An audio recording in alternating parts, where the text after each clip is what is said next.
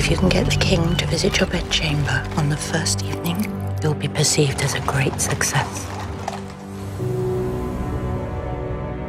Kommer de og besøger mig efter aftenens program? Jeg, kong Christian den 7. erklærer hermed krig mod lort. Struensee, hvad vil du sige til at skifte stilling? Hvad er det for en stilling? Kongens livlag. Jeg kan godt lide at drikke, jeg kan godt lide luder med store bryster, og jeg kan godt lide at slås. Og hvad er der galt i det? Hvorfor var det lige mig, der skulle have den kedelige gås, hva'? Gør hende sjov. Jeg vil gerne have en sjov dronning.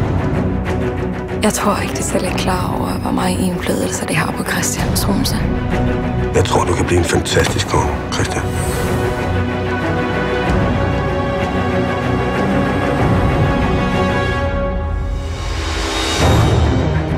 Jeg er gravid. Er det sandt? Nej. Du ødelægger mit land, Struensee.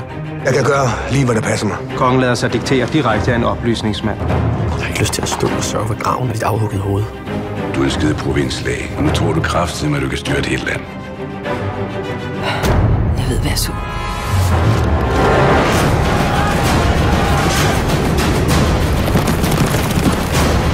Kongen af Preussen har bundet min mor! Nej, nej, ja! Nej, nej, ja!